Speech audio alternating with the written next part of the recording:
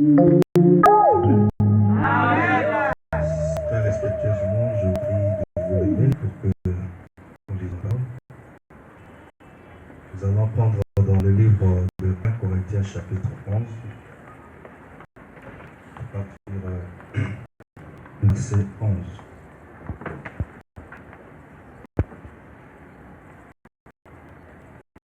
Corinthiens chapitre 11 à partir du verset 11. Un seul esprit opère toutes ces choses, les distribuant à chacun en particulier comme il le veut.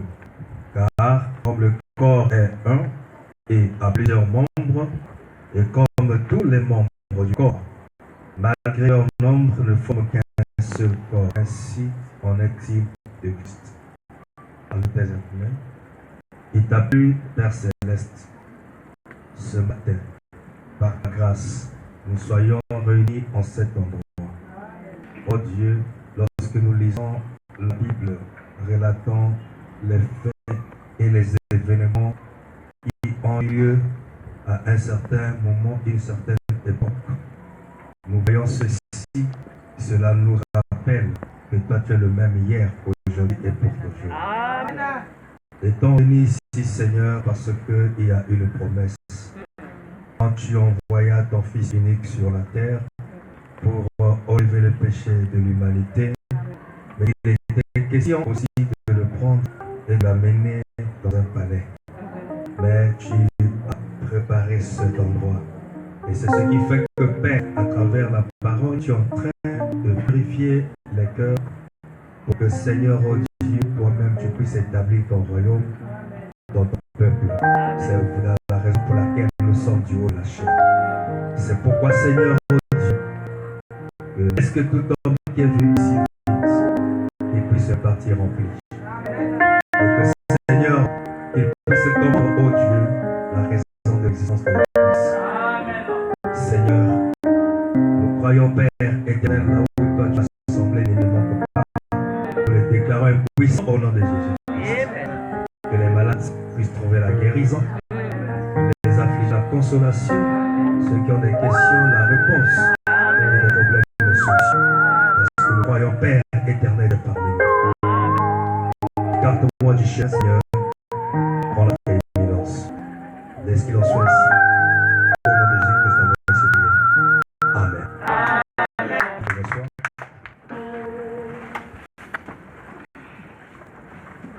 Une fois de plus, shalom.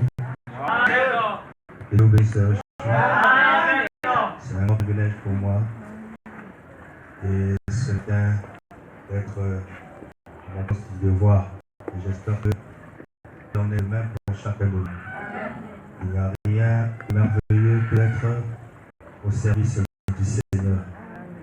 Généralement, quand nous arrivons à l'âge donné, on pense que nous sommes venus ici pour accomplir ce qui traverse notre esprit et aussi satisfaire nos passions. Mais il y a un but et une raison pour laquelle Dieu nous a envoyés sur terre. Amen. Et Dieu, en cet âge, nous a envoyé un messager avec un message afin de pouvoir nous préparer pour l'enlèvement. Parce que Christ doit revenir dans son Église. Mais c'est un mystère.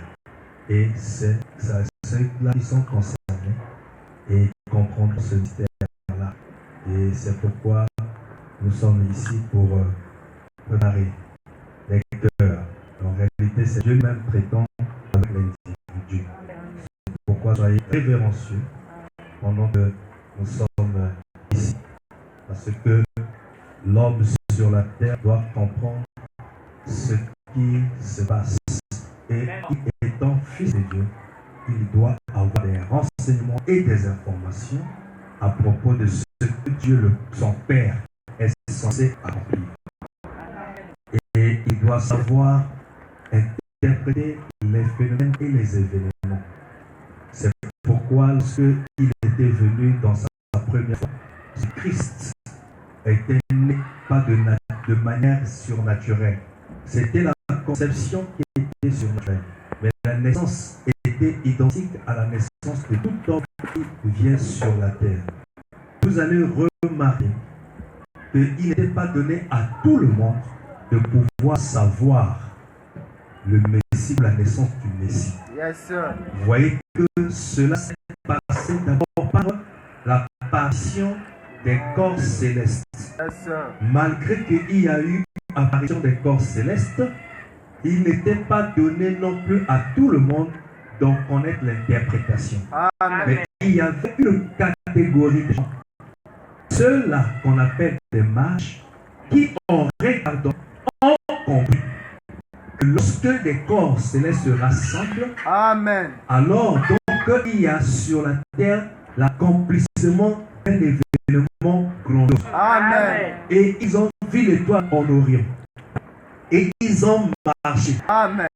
Le voyage a valu 2 ans de marche de route pour qu'ils arrivent à destination et voir là où réellement la volonté que nous avons vue dans le ciel s'est accomplie sur la terre. Amen. Et la preuve est que quand ils arrivent, ils se sont dirigés auprès du roi, puisque dans un pays, il y a toujours un représentant. Parce que Dieu n'est pas un Dieu de désordre, mais dommage, celui-là qui était censé être le garant de la nation, être le conducteur d'un peuple, être le pasteur d'une église, ne connaissait rien au sujet des phénomènes surnaturels, Amen. mais c'était plutôt les étrangers qui vinrent leur annoncer que où est le roi des Juifs. Amen. Et ils sont partis s'adresser aussi au roi. Donc il y avait eu confrontation Amen. des 2 rois.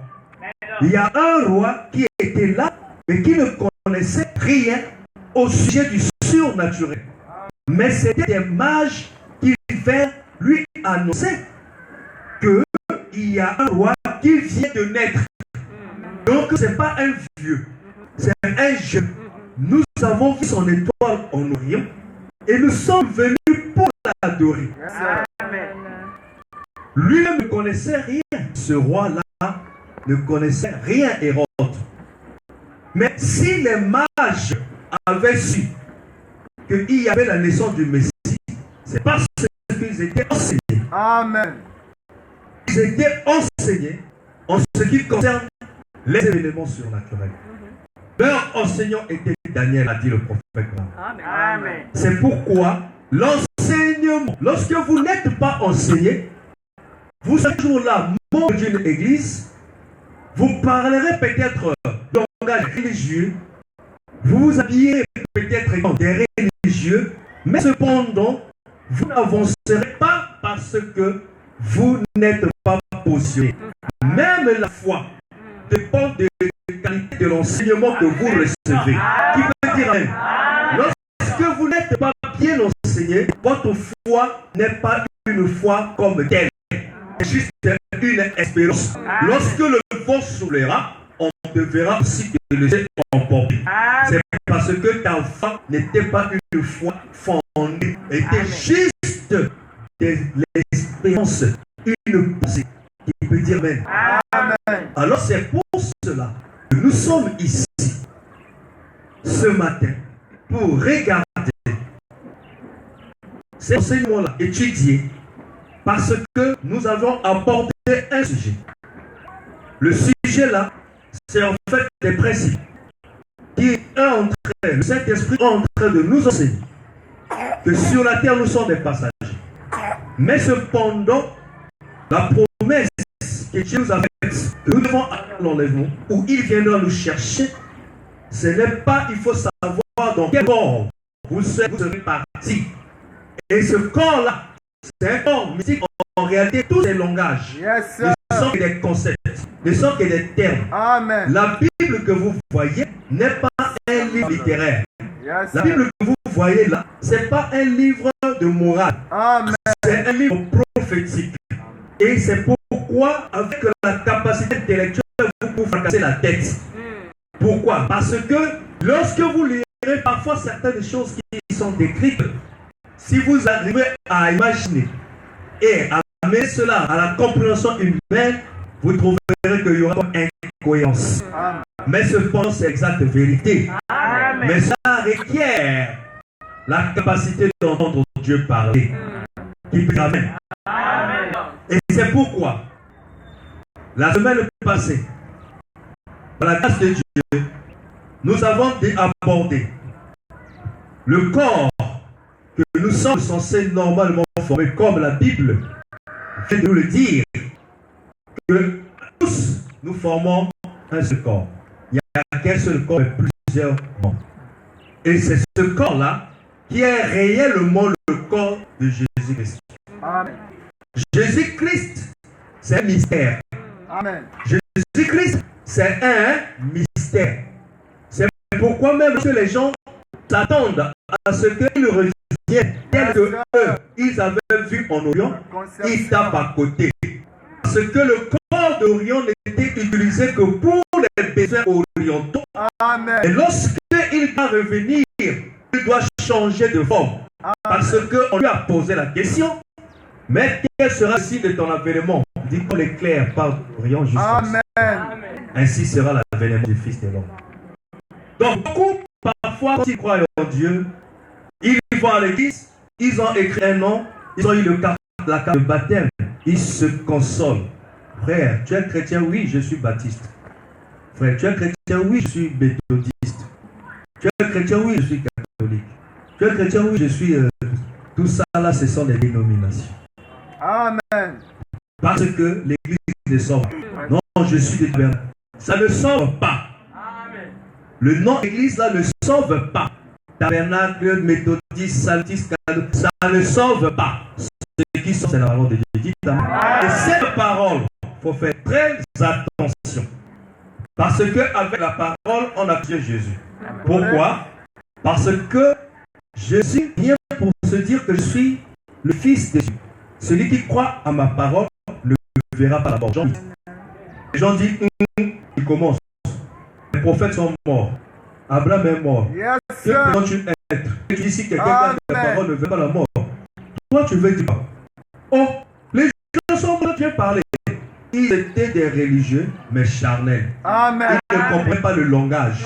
Amen. Et la définition qu'ils donnaient au moment, ce n'était pas la même définition que Jésus donnait. Yes, sir. Qui peut dire même? C'est pourquoi on dit que l'enseignement position. Amen. Si vous n'êtes pas enseigné fidèlement, vous aurez toujours l'incompréhension. Vous voyez déjà, là ils sont en train de régner sur le maître. Celui qui est en face d'eux, c'est Jésus-Christ. Et c'est lui qui est la vie. C'est lui qui est le chemin. C'est lui qui est la vérité. Mais on conteste contre lui. Et il leur a dit, mais alors que, il dit, mais comment est-ce que vous n'arrivez à comprendre ce que je vous dis là? Il dit, oh, tu es plus grand que notre père Abraham. Je dis, regarde, voilà les gens là. Généralement, quand ils n'ont rien, c'est toujours les débats compliqués. Super. Amen. Amen. Jésus a dit, bon, celui que vous prenez comme étant votre leader, il avait vu mon jour avec Isaïe que jour. Abraham. Il Yes, dit, sir. comme ça, tu n'as même pas 50, vous voyez? On lui ramène dans le chiffre 50, le chiffre de la Pentecôte. Yes, Alors sir. qu'il était au-delà de la Pentecôte. Amen. Parce que la Pentecôte, c'est les religieux. Amen. Et là où je pense que les pentecôtistes sont faillis, non? Mais l'église, l'épouse est au-delà de la Pentecôte. Super. C'est pourquoi la chanson, le poète dit, il y a un pays au-delà des étoiles. Oh, oh, oh. Parce que l'étoile, c'est un messager. Et le pays est Christ, c'est au-delà du messager. Qui peut dire amen? Alors les messagers, nous avons reçu le royaume, c'était 7. Yes, sir. Le 7e, c'est ce que nous avons reçu. Mais malgré ça aussi, il était dans le lieu saint. Parce que les Amen. 7 chandeliers se trouvaient dans le lieu saint. Alors que le voyage devait continuer juste dans le lieu très saint. Très bien. Donc, pour voir le pays, il faut dépasser même Branham. Yes, Parce que même lui, il est le lieu saint. Mais il y a un mystère du 7e. Amen. Alléluia. Correct. Alors, le problème ici, c'est quoi? Vous allez lire la parole de Dieu, vous comprendrez qu'il y a toujours des endroits où il est dit que beaucoup viendront, ils diront que n'ai-je pas fait ceci en ton nom, n'ai-je pas chassé les démons, Seigneur, mais Dieu leur dira, hors de moi, je ne vous ai jamais connu. N'oubliez jamais que la vérité est minorité. Amen. Il y a beaucoup de religieux, mais il y a peu de chrétiens. Amen. Il y a beaucoup de religieux, peu de chrétiens. Yes, sir. Les religieux, ce sont ceux-là qui croient que Dieu existe. Ils vont à l'église. Ils peuvent payer la dîme. Ils peuvent accomplir tout ce qu'un homme d'église peut faire. Mais il est religieux parce que son âme n'est pas régénérée. Mais son âme n'est pas régénérée pourquoi? Parce que non seulement lui-même et ceux qui conduisent ce troupeau-là, ils ne connaissent pas en réalité avec quelle dimension traiter. Tel que vous venez ici, il faudrait que moi je puisse savoir à qui je traite cette parole. Parce que la parole qu'on prêche, on prêche à un homme, de sens de manière générale. Mais cet homme est, il est chair, il est esprit et il est âme. Lorsqu'on ne connaît pas réellement le problème, à quel niveau le traiter, vous risquerez de prescrire une ordonnance qui, au lieu de traiter l'esprit, ça va de traiter la chair, mais le péché demeure là. C'est ce qui avait fait qu'au temps de Noé, lorsque Dieu détruisit la terre au temps de Noé par l'eau, c'était pourquoi? Qui peut me dire? Pourquoi Dieu avait détruit au temps de Noé? À cause du péché, non? Mais pourquoi le péché demeure? Hein? Yes, sir. Parce que la sémence était entrée dans l'arche. Amen. Que le monde était en pleine. Est-ce que vous comprenez? Amen. Donc il y a eu subsistance du péché, de la mauvaise sémence. Amen. La mauvaise sémence, c'était déjà dans l'arche, sous forme de gestation. Amen. Le mal était déjà dans l'arche. Donc, dans l'arche, le mal était déjà sauvé. Et ce qui fait que ce qui était à l'extérieur étant détruit, alors,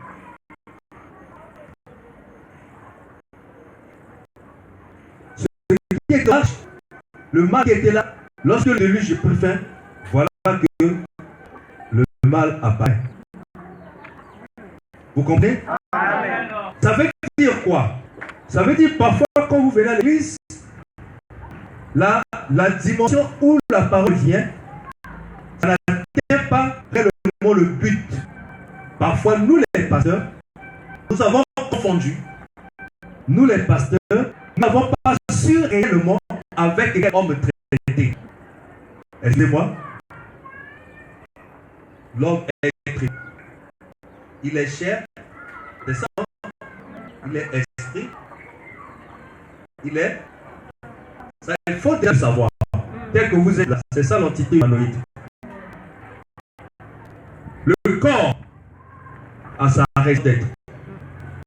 La chair esprit a aussi sa raison d'être. Et a aussi des éléments qui le caractérisent. Là aussi a sa raison d'être.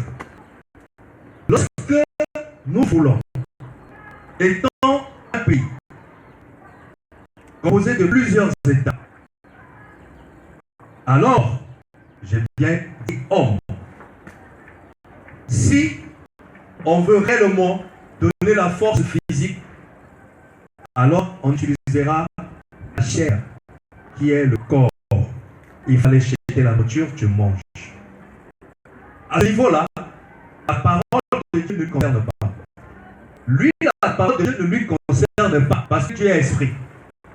Lui, son problème, c'est de voir ce qui est physique. Constater ce qui est physique. C'est pourquoi Dieu lui a doté de 5 canaux de connexion. Le goût, l'odorat, l'ouïe, la vue et le Dieu. Tout ça là, ce ne sont que des chaînes pour contacter ce qui est physique. À lui, vous ne pouvez pas lui parler de Dieu. Est-ce que vous comprenez? Amen. Vous ne pouvez pas lui parler de Dieu. Il n'aura aucune représentation. Lui, ce qui préoccupe, c'est de pouvoir voir, se contenter, ce qu'il peut toucher, contacter, ainsi de suite. On arrive à l'esprit. C'est pourquoi ces désirs aussi sont propres à lui. on arrive à l'esprit. Dieu lui donne à cette entité, je dis bien, c'est dans l'ordre toujours. Les canaux aussi pour la communication, pour que lui s'exprime. Mais lui, son système est perfectionné par rapport au système de communication de la chair. Parce que chez lui, on lui a donné quelque chose que la chair ne peut rien savoir à propos. Lui, dans sa dimension de navigation, il a l'imagination. Il peut être comme ça, mais imagine qu'il est à point en train de manger. Donc, quand on veut remuer comme ça, mais qu'est-ce qu'il pense? Il dit, non, en fait, il m'a poussé ailleurs. C'est dans le domaine de l'esprit qu'est l'imagination. C'est le monde des émotions. Et cela correspond à la deuxième partie du temple de Moïse, qui est le lieu saint. Ici, c'est le parvis extérieur. Lui, il est responsable des émotions. Et en dehors de l'imagination, il a le raisonnement. Si je peux gagner tant, je pourrais faire ceci. Il peut construire l'étage en un jour, dans cette dimension. Et là aussi, la parole, ce n'est pas dans la préoccupation de Dieu. Mais quand on arrive à l'âme, qui est la plus petite unité, c'est un plus petit parmi tout ce monde-là. Lui, il n'a pas 5 sens comme les autres. Lui, il n'a qu'un seul sens. C'est soit la foi, Soit le doute. ou le Doute. ou le doute. Il n'y a que ça. Maintenant, étant donné que ça, c'est ce qui constitue l'homme, quand on vient ici, Dieu est avec cet endroit-là. Mais il faudrait qu'il y ait exactement quelque chose qui peut percer ce mystère-là pour venir traiter le problème au niveau de l'âme. Parce que l'âme est comme le noyau d'une cellule. Si vous voulez changer le comportement de quelqu'un, parce que l'homme est une cellule développée. Si vous voulez changer le comportement de quelqu'un, traitez l'affaire depuis le noyau. Parce que dans le noyau, il y a un mystère là. Il y a ADN. Dans le lieu très saint, il y a l'arche de l'alliance. Il y a tout à l'intérieur. C'est là où se passe le mystère. Aaron est entré pour faire l'expiation et à faire agréer la richesse apportée par le peuple. En dehors de ça, si nous traitons le problème au niveau de la chair, on est là en train de couper le péché de manière avec la dernière énergie que ce soit. Sachez-le qu'on ne fait rien comme nous nous attaquons aux fruits d'un arbre à la saison opportune. Le même arbre va produire encore les mêmes fruits. Qui peut dire Amen? Ça, c'est parce que le pasteur n'a pas compris le mystère du péché. Si vous traitez au niveau du pavé extérieur, ça vous donnera rien. Bien au contraire, plus tu condamneras, plus les gens feront. Les gens feront. Après, tu vas commencer à dire que cette église est incrédule. Or, le problème, ce n'est pas l'église. Le problème, c'est toi, le docteur, qui est censé normalement faire l'expiation. C'est pourquoi, avant de quitter le pavé extérieur avec ses enfants, arrive au lieu saint avec ses enfants, quand il est question de traverser les rideaux qui séparent le lieu saint du lieu très saint, il n'est plus question de famille. Les enfants d'Aaron doivent rester dans le lieu saint qui est le cytoplasme. Et Aaron doit entrer dans le lieu très saint sous forme de arène pour prendre un message dans l'ADN et ressortir, porter le nom nouveau arène messager. Amen. Alors, en dehors de cette stratégie pour attaquer l'ennemi, l'église demeurera toujours incrédule et avec la faute à qui? Au pasteur. Amen. Amen. C'est pourquoi la parole est très capitale. Quand vous commencez à traiter le problème du péché au niveau du pavé extérieur, le pavé extérieur, c'est terrain, c'est là où il y a la table de l'Holocauste, c'est là où il y a les sacrifices. Amen. Et puis il condamnait les ministres, ils voyaient que les ministres ne faisaient que monter. C'est que j'étais pas envoyé pour ça. Ces choses-là doivent être. Et après, il avait compris qu'il fallait changer les techniques de combat. Amen, amen. Et il prêche la parole, les yeux étaient nus. Il n'a pas touché ce qui frappe à l'œil. Mais quelques temps plus tard, les autres qui étaient nus ont disparu et ils ont réapparu. Cette fois-ci habillés. Amen. Ils étaient nus, mais quand ils réapparaissent, ils étaient habillés. Amen. Un grain d'arachide, quand il tombe dans le sol, est nu. Mais après avoir passé à travers les différentes étapes, ce même grain produit maintenant des arachides avec des habits. C'est un grand mystère. Je vais dire Amen. Alors, les gens qui viennent à l'église, qui se contentent du fait d'être membres et aimer la parole, aussi longtemps qu'ils ne comprennent pas qu'ils doivent quitter l'étape d'église pour être membre du corps de Christ, ils demeureront là charnels. C'est pourquoi Christ devait aller nous préparer une place. Quand on parle d'une demeure, une place est partie préparer, il faut faire attention parce que Dieu a des langages. Yes, sir. Beaucoup de gens, si tu leur demandes, c'est Jésus-là que attends, il viendra comme on dit, mais attends, mais tu ne connais pas, il avait dit qu'il viendra de la même manière, tu le verras. Il peut te donner les descriptions. Et ils ne montrent pas, ils sont en train d'interpréter littéralement ce que la Bible dit. Amen. Mais ils oublient que la lettre tue. Yes, sir. Mais c'est l'esprit qui vivifie. Amen. Qui peut dire Amen. Amen. Et c'est ce corps-là, l'endroit qu'il est parti préparer en réalité, c'est une tente, c'est un corps. En réalité, il n'est pas parti ailleurs. Frère Manu dit, un jour, les hommes de science vont découvrir que quand ils partent dans la Lune, On va ils ne montent pas. En réalité, ils font tournoyer, tourner et entrer dans une dimension. Amen, amen. Qui peut dire Amen. Amen. Donc, il dit que Dieu fait des choses toujours par toi. L'Église est comparable à Israël, qui était en Égypte, mais qui devait quitter l'Égypte, qui devait traverser le Jourdain, et afin d'entrer dans Canaan. Amen. Et il dit, ainsi est la marche de l'Église.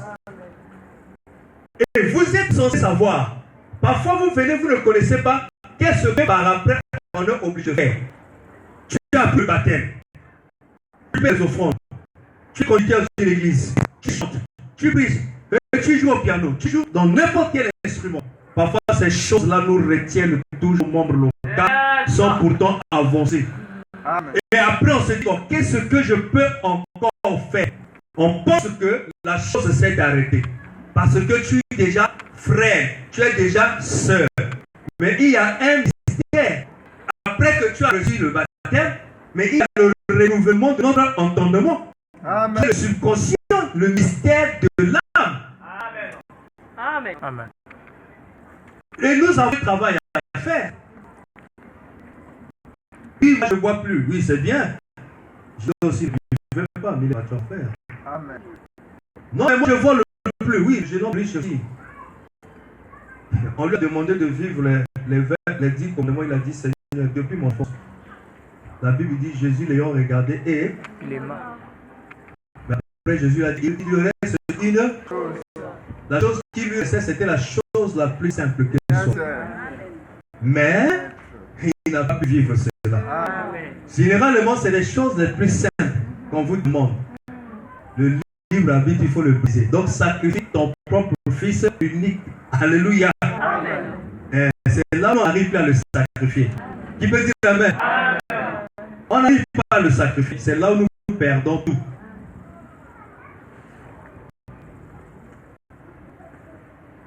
Parle au rocher. C'est la prédication du prophète. Rocher, un dimanche 15 novembre 1953, matin. Paragraphe 16. Si jamais j'ai de nouveau une occasion, peut-être là-bas dans la prochaine petite ville, vous y serez de toute façon. Alors venez. Je vais saisir une occasion pour en parler là-bas. Je vais vous le montrer dans la Bible. C'est la vérité. Maintenant, nous allons parler d'un voyage. Comment Dieu a fait sortir son peuple d'Égypte pour l'amener dans la terre promise.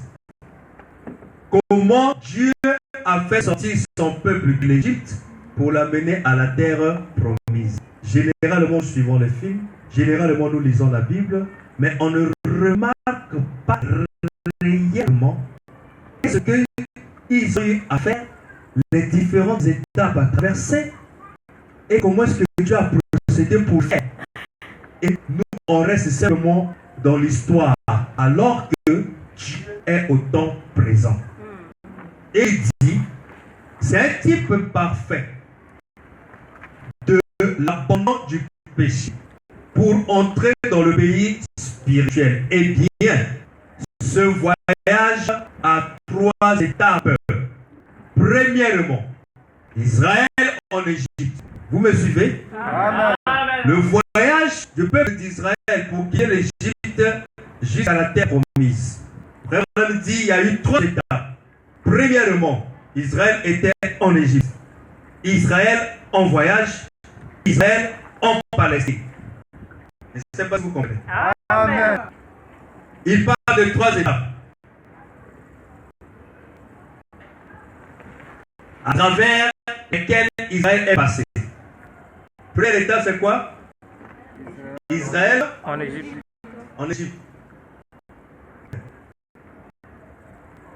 Oh, le prophète Branham m'a inspiré.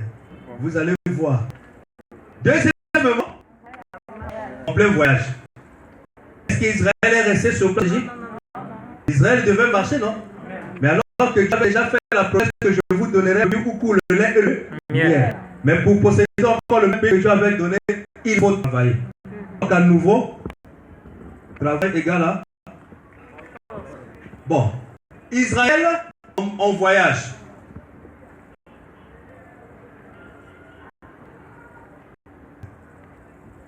Après, Israël en Palestine, c'est-à-dire dans la terre promise. Ce sont les 3 étapes.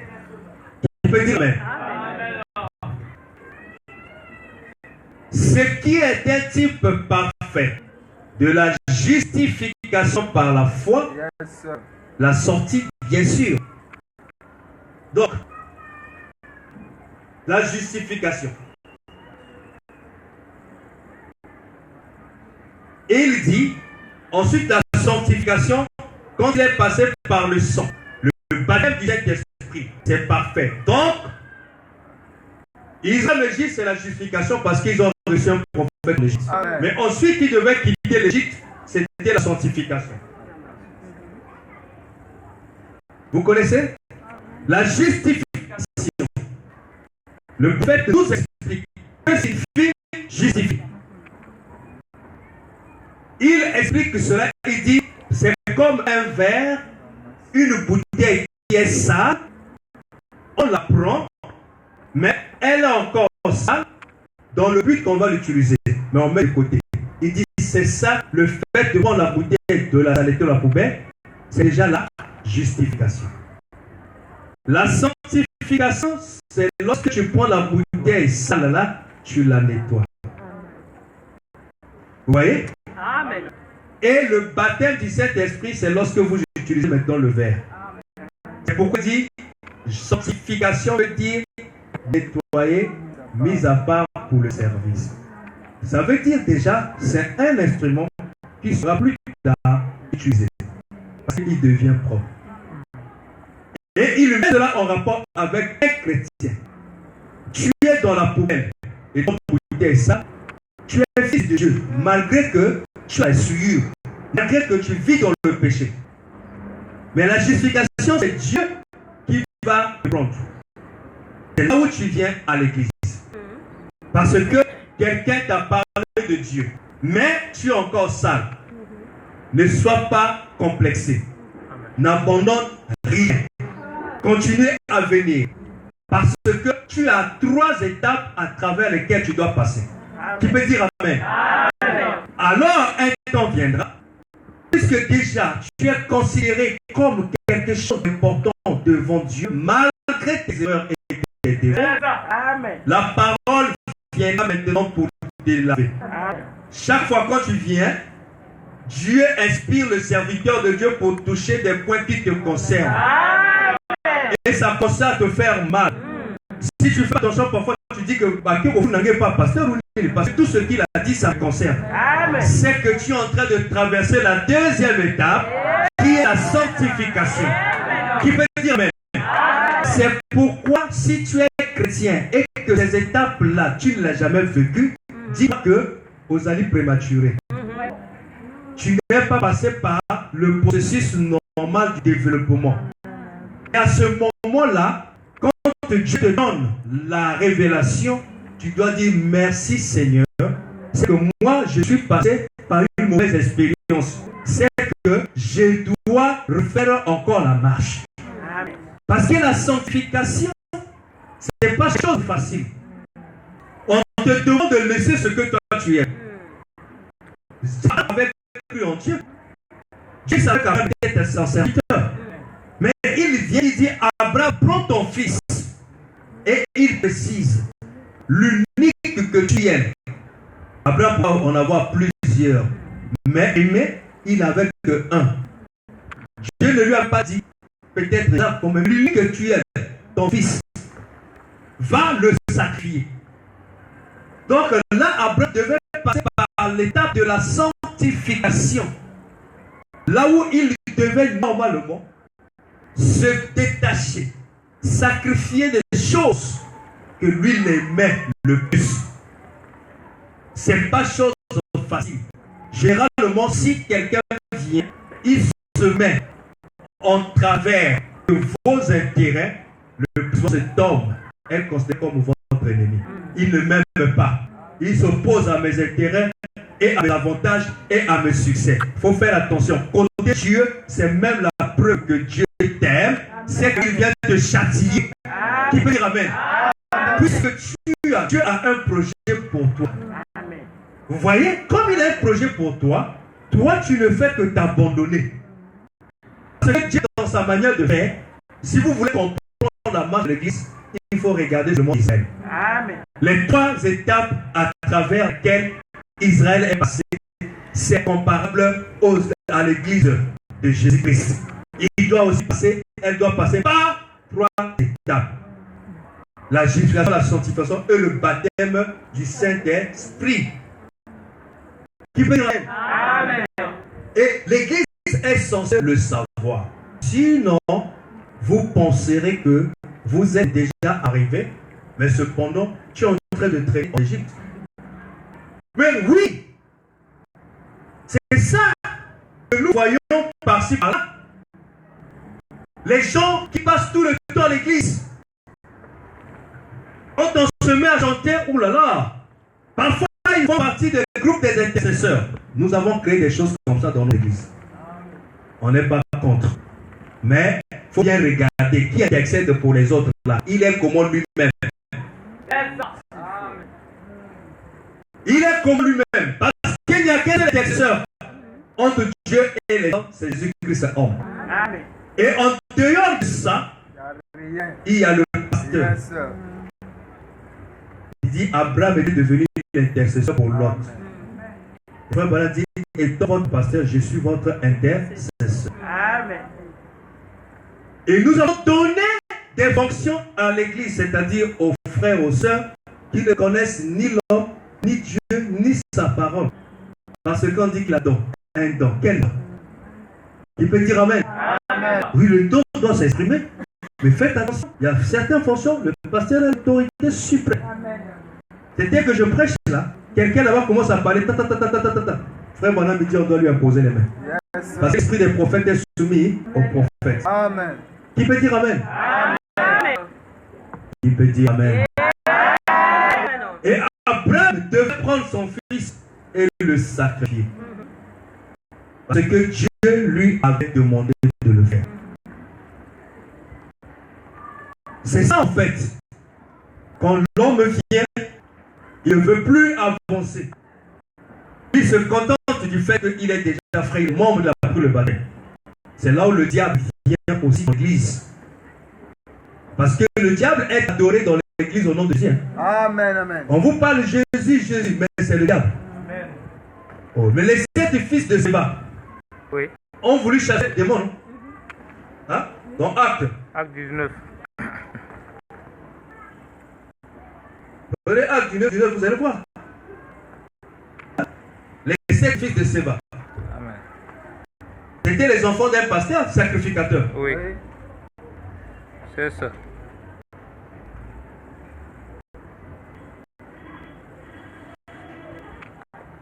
Amen. Amen.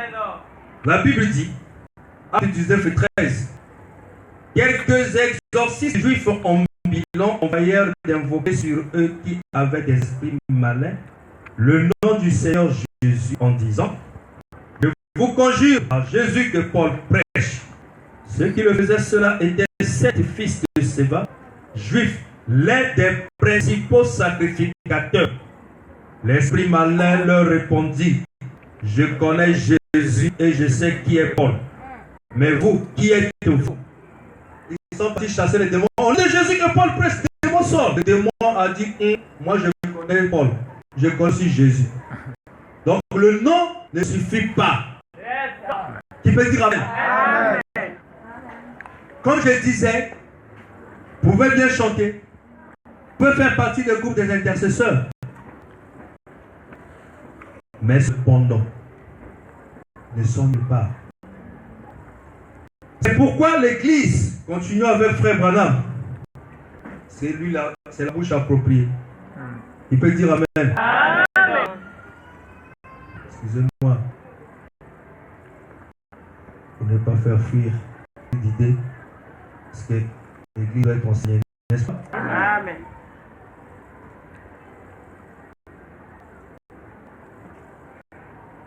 Donc, je disais tantôt ceci.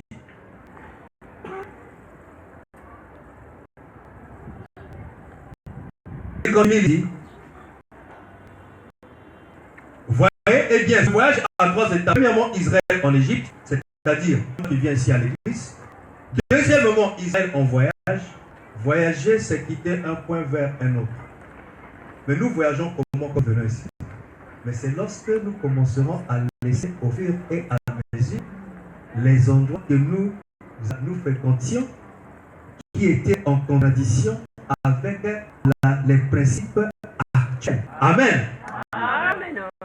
Alors, et Israël en Palestine, ce qui est un type parfait de la justification par la foi, la sortie, la sanctification quand il est passé par le sang, le baptême du Saint-Esprit, c'est parfait. Les étapes de l'Église, c'est à cette étape-là que l'Église se trouve maintenant.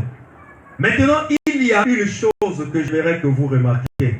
Ils sont sortis sous Martin Luther. Frère Madame met cela en rapport avec l'Église dans son histoire. Nous avons eu celui qui, normalement, puisque nous parlions de la justification, vous voyez que la dimension que le prophète nous amène, c'est une dimension qui dépasse l'entendement humain. La chose qui concerne un groupe, il dit que comme on parle de la justification, celui qui normalement, parmi ceux-là qui ont marqué l'époque religieuse ou l'histoire chrétienne, il y a celui-là qu'on appelait Luther. Amen. Amen. C'est pourquoi il parle de Luther. Luther est l'un des réformateurs de la religion. Amen. Et c'est lui qui est le père des protestants. Vous entendez parler des protestants. C'est Luther. Et lui, sa doctrine se basait sur la foi. Parce que lui disait, le juste vivra par la foi. Donc Luther, c'est la justification. Habituez-vous avec ces relations. Hein? Parce que même dans le système de double triangle, on parlera de la relation de Thalès. Ok? On parlera de Chasles, de Pythagore, c'est lorsqu'il est question des rectangles. Amen. Amen. Donc pour chaque cas de figure, il y a un penseur qui intervient là, on doit citer. C'est pourquoi dans le cas de figure du message de l'épouse, nous avons aussi un penseur que nous devons citer. Branham a dit. Alléluia. Alors, il y a trop de mouvements de la chair. Alors, qu'est-ce qui se passe? C'est pas important. Je ne dis rien contre. Attendez. Excusez-moi.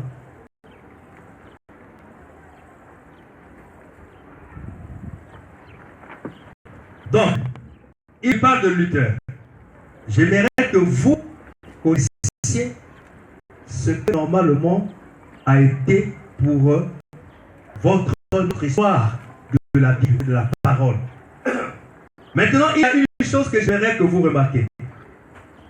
Ils sont sortis sous Martin Luther. C'est sa justification.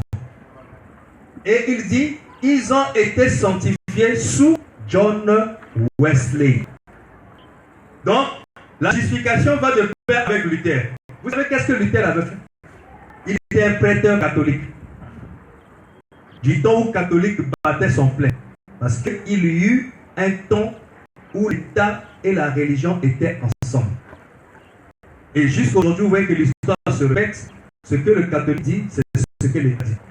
Si vous avez l'affaire avec un catholique, vous allez voir le président va intervenir. Ce n'est pas parce qu'il aime Dieu, mais c'est parce qu'on a touché carrément le maître du système du royaume de la terre. Alléluia. Amen. Luther, quand il croit à la parole, étant un prêtre catholique, il a reçu la grâce. Vous voyez la fonction qu'il occupait. Malgré les fonctions qu'il occupait, cela ne l'a pas empêché de reconnaître la vérité et de la déclarer comme telle. Il va découvrir que les pratiques qu'ils font, les credos, les dogmes et tout consort, les sacrements et tout consort n'avaient rien à voir avec Dieu. Il publia 95 thèses devant l'église un certain matin. Quand les bébés venaient comme ça, ils ont lu. L'église catholique a trouvé que c'était une trahison. Il fallait les pourchasser. C'est ça qui a fait qu'il lui exhorte religieux. Les gens qui étaient l'Angleterre ont vu qu'ils sont partis fonder les États-Unis. L'Amérique était pour les gars, on les appelle comment? Les Indiens. Vous voyez, non? C'était pour eux. Et quand les Européens sont arrivés, sont installés, ils ont chassé. Et ils ont créé. Et c'est ce qui fait qu'aujourd'hui, les États-Unis deviennent comme la capitale religieuse. Et même lorsque un président des États-Unis passe au pouvoir, il prête serment, c'est sur la Bible. Et il parle toujours de Dieu. Il peut dire Amen. Amen. Donc c'est grâce à Luther. Et quand les autres sont venus, ils ont lu, ils ont dit, oh, mais donc c'est l'exacte vérité. Ils sont sortis de l'église catholique. On leur a donné le nom protestant. Ce n'est pas eux-mêmes qui s'étaient donné ce nom, mais c'était les catholiques. Parce que protestant veut dire rebelle. Qui peut dire Amen. Moi je suis d'accord. Lorsque quelqu'un se rebelle contre ce qui n'est pas de la parole, pour suivre Dieu. Amen. Et c'est là où, dans les martyrs de Fox et tout consort, on nous a parlé de 68 millions que l'église catholique avait tué des protestants dans l'histoire de martyrologie. 68 millions de protestants. Parce qu'on trouvait même une femme, le fait qu'elle a accepté la nouvelle doctrine, avec son bilet même l'enfant. Voyez-vous? Et c'est comme ça. C'est les esprits méchants qui se sont cachés derrière la religion. Simplement parce que quelqu'un était convaincu à changer pour lui de point de vue. Et nous voyons le même système à travers les musulmans. Dès que tu changes, tu parles mal de ceci, on te zigouille. Il n'y a pas de clément, il n'y a pas de pardon. Mais la religion chrétienne, nous avions la capacité. Tu as insulté mon Dieu, il n'y a pas de problème. Je te laisse entre les dieux là. Amen. Qui peut dire Amen? Amen. Ici, il n'est pas question de eux pour eux, temps pour nous. Non. Nous sommes dans une autre dispensation. Jésus a dit, si quelqu'un vous gifle, donnez encore une autre gifle. Si quelqu'un... Amen. Amen. Il dit, il vous avait été dit, hein, aimez ceux qui vous font du bien. Mais moi, je vous dis, aimez même vos ennemis. Amen.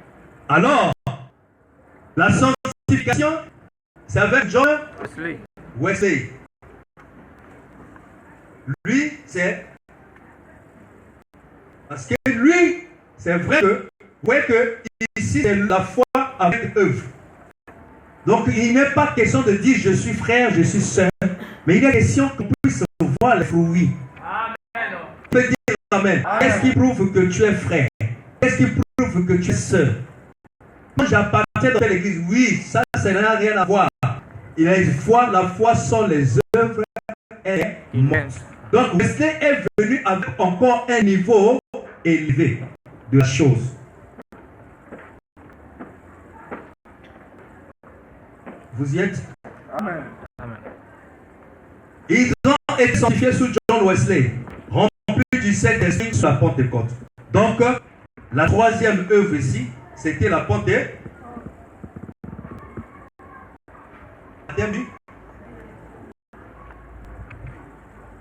Quand Paul va quelque part, il dit, avez-vous été baptisé du Saint-Esprit? Les disciples disent, on n'en a jamais entendu parler. On nous a parlé du baptême seulement comme ça. Et ça, c'est le baptême de repentance. Il y a des chrétiens qui ne connaissent même pas ça. Dieu. Est-ce qu'il a le Saint-Esprit ou non? Ce n'est pas une préoccupation. Mais pour lui, ce qui lui rassure, il va à l'église. Ce qui lui rassure, il chante, il connaît cantique. Mais il ne va pas se dire, mon âme réellement ira à l'enlèvement ou non. Il ne se pose pas une question. Généralement, c'est la condition dans laquelle le diable place beaucoup de temps pour ne pas se soucier une fois découvert qu'il n'est pas encore arrivé à voir. Mais un chrétien, à chaque instant, il va normalement s'examiner. C'est ça en fait le voyage. Le voyage, c'est quitter un point pour un autre. Amen. Qui peut dire Amen? Amen. Et voilà ces trois étapes-là qui normalement amènent à ce corps-là. La fois passée, nous avons lu que ce corps-là, mystique de Jésus, est constitué de ces trois choses-là. La justification, la sanctification, justifier, tu crois la parole, sanctifier, tu laisses le péché. C'est pas toi qui laisses, mais c'est la parole qui travaille en toi, Amen, qui commence à t'enlever ces choses-là. Amen. C'est pourquoi vous remarquerez que lorsque le soir arrive, une maman doit rassembler ses enfants. Quand elle rassemble les enfants, avant que les enfants n'aillent au lit, la maman doit les nettoyer. Ce n'est pas le travail de papa. Le temps du soir, c'est le travail de la femme. Amen. Amen. Et on nettoie un enfant, pas pour aller à la fête, mais après on lui fait vêtir les habits. Donc c'est un endroit où pour aller, il faut être propre. Cela nous enseigne que pour entrer, avant d'entrer dans la mort, il faut que tu sois sanctifié.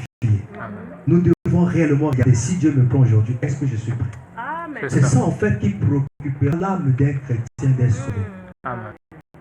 Qui dit Amen. Amen. Il dit, maintenant, nous sommes ici dans la terre promise, en train de tuer les Philistins et de passer un moment merveilleux. Nous parlons du pays. Voici un petit passage ici qui dit, tout ce que vous demanderez en mon nom sera accordé. Ce sont des démons qui sont là partout. Quand on arrive au baptême du Saint-Esprit, Frère Branham dit, ce n'est pas l'éternité. Amen. Il dit que c'est bon. Yes, parce que dans le baptême du Saint-Esprit qui est représenté par Canaan, ok, parce que ici, on dit que c'est l'Égypte, Israël, l'Égypte, non? Ici, c'est en voyage, non? Ici, on est déjà dedans dans le pays, non? Mais dans ce pays, Palestine, qui est représenté par Canaan, il y avait des petites villes. Il y avait les Jéricho, il y avait Haï, il y avait. Mais pour s'aider, il fallait combattre. Amen. Donc, dans le baptême de cet esprit, il y a encore des bagarres. Yes, il y a encore des guerres. Mais alors que l'éternité, il n'y a pas de guerre. Les frères Branham disent que c'est le type même du millénium. C'est là où quelqu'un doit toujours combattre. Hein? Tu dois combattre parce que tu dois regarder. Le milieu où je fréquente là, qu'est-ce qui se dit? Quel genre de personnes qui fréquentent ce milieu? Parce que c'est quoi? Si tu ne fais pas attention, tu vas repartir. Tu repartiras d'où tu viens. Parce que c'est c'est pas encore la fin des choses. C'est là où il faut toujours lutter. C'est là où il faut sauvegarder déjà le patrimoine. Ce que déjà tu as déjà eu pendant beaucoup d'années. C'était pas facile. Évite de pouvoir perdre ça en un jour. Tu t'es protégé pendant toutes des années. Évite de perdre la vérité en un jour. Tu as eu à produire la parole, les fruits. Ne cherche pas que tu sois une pierre de scandale pour les gens. Amen. Parce que le baptême du Saint-Esprit, ce n'est pas une garantie. Amen. Parce que quand ça devient aussi compliqué, tu vois le frère commence à donner coup de poing. Mais bien, mais qu'est-ce qui se passe? Amen. Il dit, ce sont des démons qui sont partout. Et nous avançons carrément avec l'épée de Dieu. Et nous les retranchons. Nous emparons du pays. Je ne disais pas hier, tu n'avais pas l'esprit de consécration. Puisque du jour au jour, nous devons combattre. Te voilà maintenant, tu commences à lire. Et comment ça finit même une bouchée. Et hier, ne pouvais pas visiter lorsque tu entendais que non, tes frères est à l'hôpital ou telle sœur. Mais tu combats encore, tu acquiers encore une partie de la terre. Donc, du jour au jour, tu es en train de combattre et posséder une portion de la terre. Qui peut dire Amen? C'est de cette manière que vous serez fiers et vous vous rendez en fait compte si réellement vous avez Dieu ou Dieu est avec vous ou non. Parce que l'indifférence, c'est quelque chose qui peut vous plonger dans l'inquiétude. Être chrétien, mais ce n'est pas possible. Ce qui lui arrive, ça peut le surprendre. Et un malheur qui lui arrive ne peut pas le décourager vis-à-vis de Dieu. Parce que s'il connaissait Dieu, il sait aussi que Dieu avait prévu que beaucoup viendront en mon nom. Pourquoi ça? Vous ne pouvez pas vous souvenir de cette écriture. Il avait prévu ça. Je vous ai choisi, vous tous. Mais l'un de vous était un démon. Il avait déjà vu. Amen. Amen. Il avait déjà dit que beaucoup viendront en mon nom, mais seront des moteurs. Si ceux-là viennent en son nom, sont des moteurs. Mais à cause d'eux, nous décourageons de ne pas suivre Dieu. Ça veut dire que, quelque part, il y a quelque chose qui va en nous. Amen. Et cette parole n'est pas pour quelqu'un d'autre. Quand tu écoutes, tu dis que ça me concerne. La parole, quand on la prêche, frère Branham, il dit c'est un modèle qu'on doit de peindre. Amen. C'est-à-dire, on entend de parler un chrétien comme ceci. Un chrétien dit, nous ne forçons jamais à dire aux gens de ne pas faire ceci, de ne pas faire cela. Mais nous présentons le modèle qu'un chrétien doit être. Alors, ça va attraper un esprit qui est assis et dont son nom était écrit dans le livre de vie de l'agneau. Il écoutera comme ça, il dira, oh, moi aussi je veux être comme ce frère-là, je veux être comme la sœur là. Automatiquement, le mystère de l'incarnation va s'accomplir. L'image et la ressemblance, c'est ça qui entraîne l'incarnation. Amen. Qui peut dire Amen? C'est pourquoi nous n'adorons pas un Dieu imaginaire. Vraiment, nous adorons un Dieu qui est dans les humains. Amen. Qui dit Amen? Amen. Lorsque je vois une vertu dans un frère, je dis voilà, c'est Dieu. Même si le reste là, il est mauvais. Mais si je vois la vertu là, je dois aimer ça. Amen. C'est comme ça que l'adoration se fait. Parce que tu n'as jamais vu Jésus. Amen. Mais tu verras Jésus. On voit Jésus à travers les chrétiens. Amen. C'est pourquoi si nous portons son nom, nous devons manifester son esprit. Malheur à nous qui portons le nom de Jésus. Femmes de Jésus, nous sommes des chrétiens. Mais lorsqu'on regarde, nous ne reflétons nullement. Alors que vient dire en vous les sentiments qui étaient en Jésus-Christ. Ils sont en forme de Dieu. Amen. Qui peut quand même? Amen.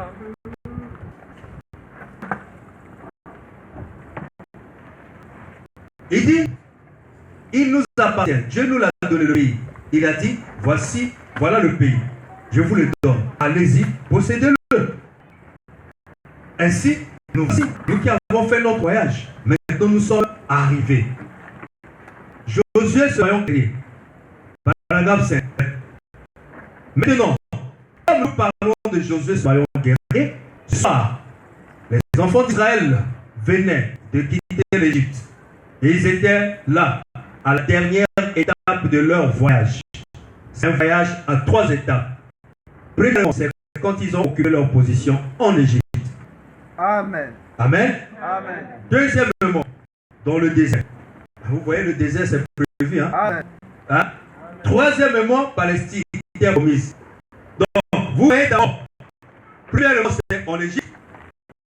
Hein? Deuxièmement, on dit désert, non? Amen. Amen. Le désert, c'est là où il n'y a pratiquement pas de vie. Yes, sir. C'est là où pour trouver aussi difficile. Yes, it's true. C'est un moment difficile que traversent les chrétiens. À la maison, parmi les familles, on ne l'aime pas. Tu traverses le monde ici, même pour que tu trouves quelque chose à manger, c'est difficile. Mais alors que tu es chrétien depuis des temps, ce n'est pas une fatalité, ce n'est pas un signe que Dieu n'est pas avec toi, mais c'est plutôt une étape qui est prévue avant d'arriver en Palestine. Le désert est capital. C'est là où les fils et les filles de Dieu sont purifiés. Toi, pour avoir le caractère, mais il faut que tu passes par le désert. Qui peut dire Amen? Amen. C'est là parfois de rester. Tu dis, qu'est-ce qui m'arrive? Je ne comprends pas, je fais ceci, ça ne marche pas. Mais alors que Seigneur, moi je te ne pleurez plus sur le Seigneur. N'allez plus, vous risquez de vous porter plainte à Dieu. Est-ce que Dieu c'est quelqu'un qu'on a mis au jour? Mais lui-même il est le chef suprême, le magistrat suprême. Il peut te compliquer la tâche. Mais il faut plutôt dire, lorsque Jésus voulait son nom, c'est fou, il a dit que Père, et lui a laissé le couple. Il voyait qu'il y a la mort, comment ça se il a appris, il a compris. Tout de même que ta volonté soit faite. Vous comprenez? Amen. Ah, c'est ça. Dieu pour montrer son amour et pour prouver à l'ennemi. Combien de fois il avait des enfants sur la terre, il a dit au diable, as-tu vu mon serviteur Job? Job était pour lui. Mais Dieu tellement qu'il frappait la poitrine pour Job, le diable lui a dit, Satan lui a dit, mais c'est parce que tu l'as béni, raison pour laquelle il est attaché à toi. Dieu a dit, ça c'est sûr, c'est le jeu. Le mystère de la venue et de la vie éternelle, c'est la prédestination. Ça n'a rien à voir avec le matériel. Toi, je pense que c'est parce qu'il n'a pas mangé, il ne vient pas à l'église. Il viendra toujours à l'église. Je pense que parce qu'il manque le bus, il ne peut pas manger, il viendra. Et c'est Dieu qui voit des gens. Et si tu blagues, on teste. Il dit, vas-y, ravis-nous. Comme mon Dieu, il n'y a pas le mal. Il y a un agent qui va faire le mal. Il dit, bon, tu vas faire là-bas. Mais sauf son âme. Il a pris la troisième partie, la céleste. Amen. Amen. Et quand Job commençait à vivre n'importe quoi, la souffrance et tout ça là, il ne savait pas que c'était Dieu qui traitait avec Lucifer pour montrer combien de fois Job était intègre. Mais Job est resté dans sa position. Sa femme a dit, ah, quand tu souffres trop, si tu peux insulter Dieu, Dieu va te tuer. Tu vas souvent se parler. La femme pensait que les souffrances étaient ici. Mais le géant, la riche, la vie sur la terre, c'était belle. Hein? Mais de l'autre côté, dans Luc 16, c'était la mer. Oui. Il peut dire Amen. Amen. Changer de langage, je ne dis pas que son paquet de gopéma, c'est vrai. Celui qui ira se poser, celui-là qui vit sur la terre était déjà dans le repos. Or, le repos, c'est le 7e. Qui peut dire Amen. Amen. Amen. C'est ça le problème. Donc, le désert et ensuite la Palestine. Ne soyez jamais découragés. Peu importe les problèmes, peu importe les différents moments. Ça peut être physique, ça peut être matériel, ça peut être sanitaire. Ne perdez jamais et jamais la foi en Dieu. Parce que beaucoup, quand il marche après, quand il a fait ça, ça ne va pas marcher. Il se retourne pour Dieu. J'abandonne. Faites attention. Alors que Canaan est à côté. Amen. Vous êtes sur le point d'arriver à Canaan. Mais comme vous avez eu le désert, vous avez dit, ah, pour moi c'est fini. Tant mieux que je repars pour moi à la politique. Que je repars pour de moi. Mais vous oubliez que vous étiez à côté de Canaan. Amen. Qui peut dire Amen? Amen.